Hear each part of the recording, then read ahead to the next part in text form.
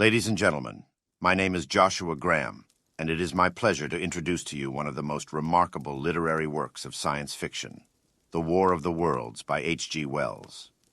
As a man of faith, I've always been fascinated by the concept of extraterrestrial life and the implications it may have for our beliefs and understanding of the universe. The War of the Worlds, published in 1898, is a pioneering novel that explores the consequences of an alien invasion on humanity. This novel presents a thrilling and terrifying account of how Earth is invaded by Martians, who are vastly superior in technology and strength.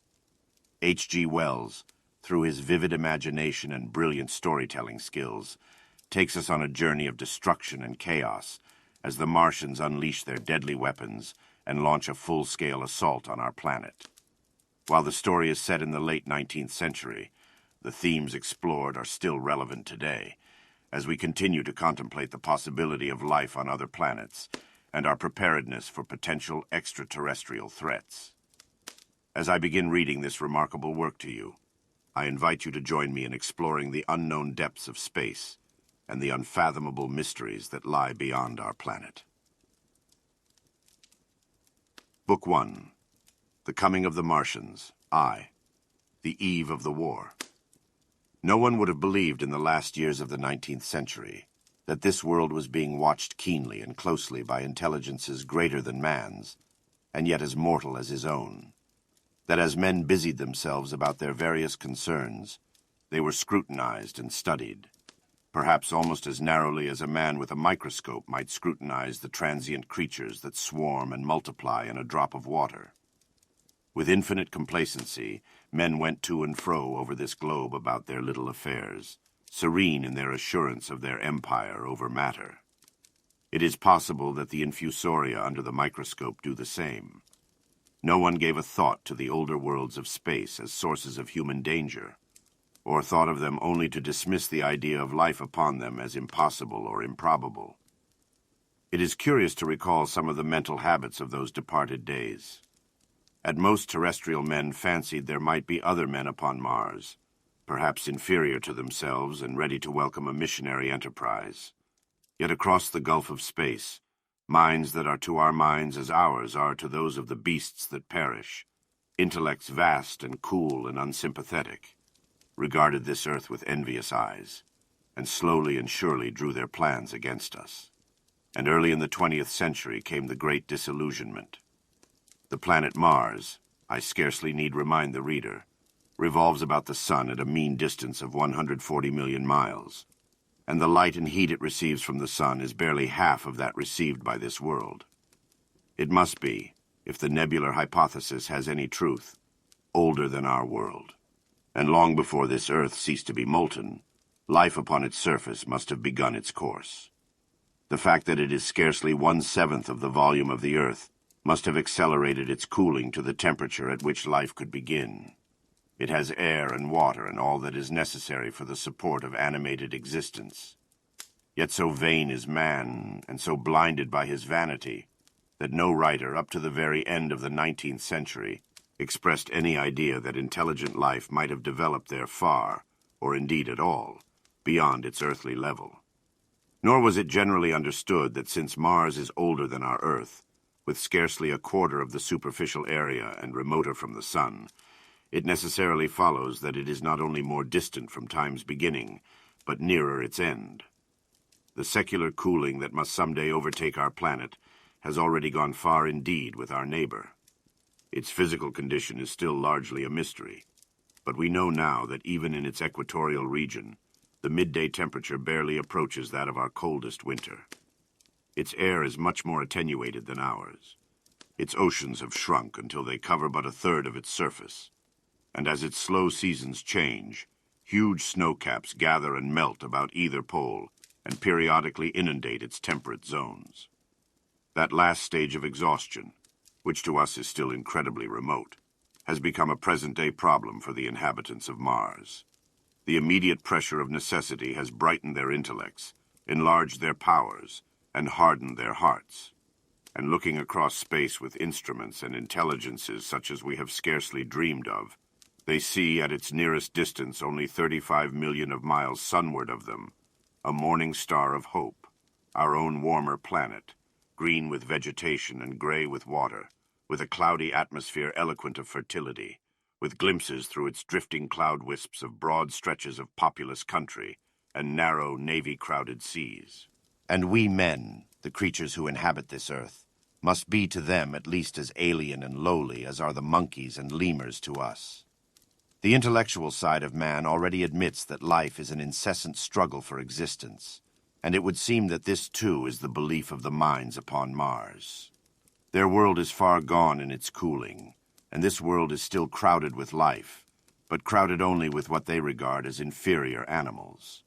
To carry warfare sunward is indeed their only escape from the destruction that generation after generation creeps upon them. And before we judge of them too harshly, we must remember what ruthless and utter destruction our own species has wrought, not only upon animals, such as the vanished bison and the dodo, but upon its inferior races. The Tasmanians, in spite of their human likeness, were entirely swept out of existence in a war of extermination waged by European immigrants in the space of 50 years. Are we such apostles of mercy as to complain if the Martians warred in the same spirit? The Martians seem to have calculated their descent with amazing subtlety. Their mathematical learning is evidently far in excess of ours, and to have carried out their preparations with a well-nigh perfect unanimity.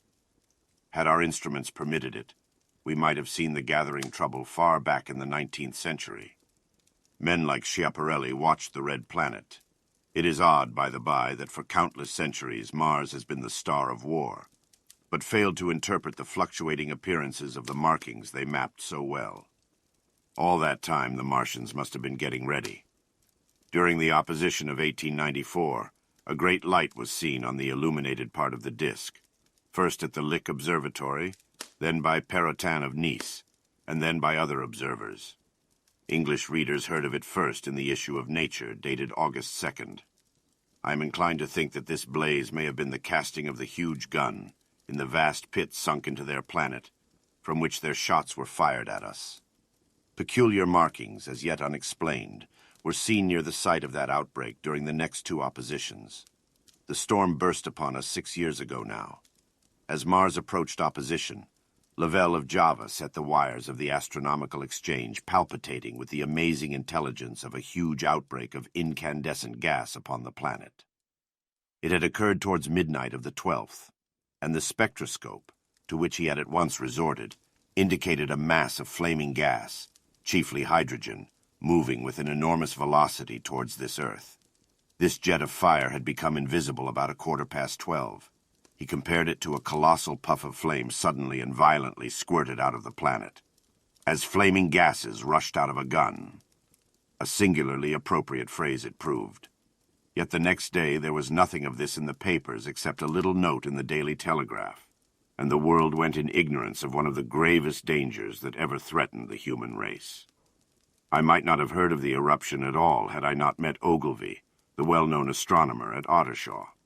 He was immensely excited at the news, and in the excess of his feelings invited me up to take a turn with him that night in a scrutiny of the red planet. In spite of all that has happened since, I still remember that vigil very distinctly. The black and silent observatory, the shadowed lantern throwing a feeble glow upon the floor in the corner, the steady ticking of the clockwork of the telescope, the little slit in the roof, an oblong profundity with the stardust streaked across it. Ogilvy moved about, invisible but audible.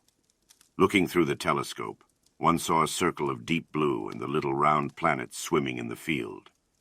It seemed such a little thing, so bright and small and still, faintly marked with transverse stripes and slightly flattened from the perfect round. But so little it was, so silvery warm, a pin's head of light. It was as if it quivered, but really this was the telescope vibrating with the activity of the clockwork that kept the planet in view. As I watched, the planet seemed to grow larger and smaller and to advance and recede, but that was simply that my eye was tired. 40 millions of miles it was from us, more than 40 millions of miles of void. Few people realize the immensity of vacancy in which the dust of the material universe swims. Near it in the field, I remember, were 3 faint points of light, 3 telescopic stars infinitely remote, and all around it was the unfathomable darkness of empty space.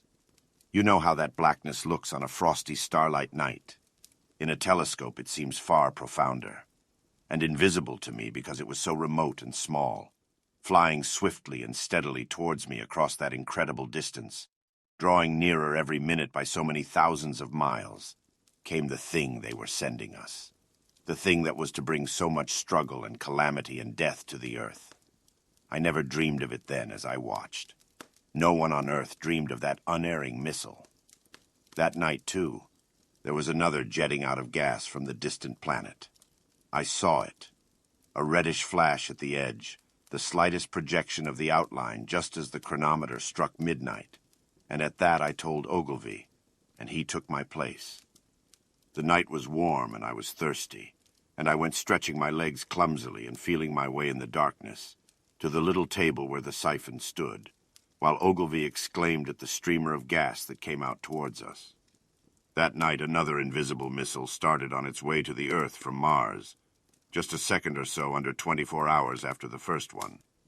I remember how I sat on the table there in the blackness, with patches of green and crimson swimming before my eyes.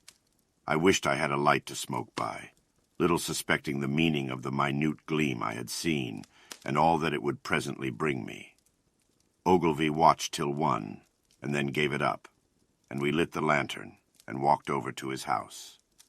Down below in the darkness were Ottershaw and Chertsey, and all their hundreds of people, sleeping in peace. He was full of speculation that night about the condition of Mars, and scoffed at the vulgar idea of its having inhabitants who were signaling us. His idea was that meteorites might be falling in a heavy shower upon the planet, or that a huge volcanic explosion was in progress.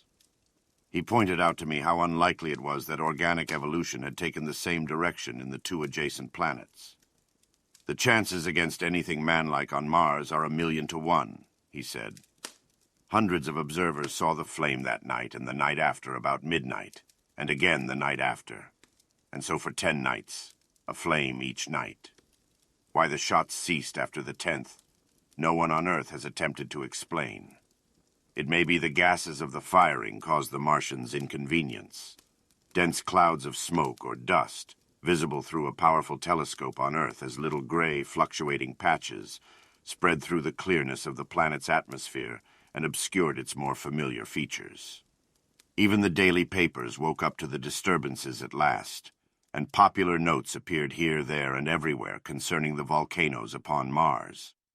The serio-comic periodical Punch, I remember, made a happy use of it in the political cartoon. And all unsuspected, those missiles the Martians had fired at us drew earthward, rushing now at a pace of many miles a second through the empty gulf of space, hour by hour and day by day, nearer and nearer. It seems to me now almost incredibly wonderful that, with that swift fate hanging over us, men could go about their petty concerns as they did. I remember how jubilant Markham was at securing a new photograph of the planet for the illustrated paper he edited in those days. People in these latter times scarcely realize the abundance and enterprise of our 19th century papers. For my own part, I was much occupied in learning to ride the bicycle, and busy upon a series of papers discussing the probable developments of moral ideas as civilization progressed. One night, the first missile then could scarcely have been 10 million miles away. I went for a walk with my wife. It was starlight, and I explained the signs of the zodiac to her, and pointed out Mars, a bright dot of light creeping zenithward, towards which so many telescopes were pointed. It was a warm night. Coming home, a party of excursionists from Chertsey or Isleworth passed us singing and playing music. There were lights in the upper windows of the houses as the people went to bed. From the railway station in the distance came the sound of shunting trains, ringing and rumbling, softened almost into melody by the distance. My wife pointed out to me the brightness of the red, green, and yellow signal lights hanging in a framework against the sky. It seemed so safe and tranquil.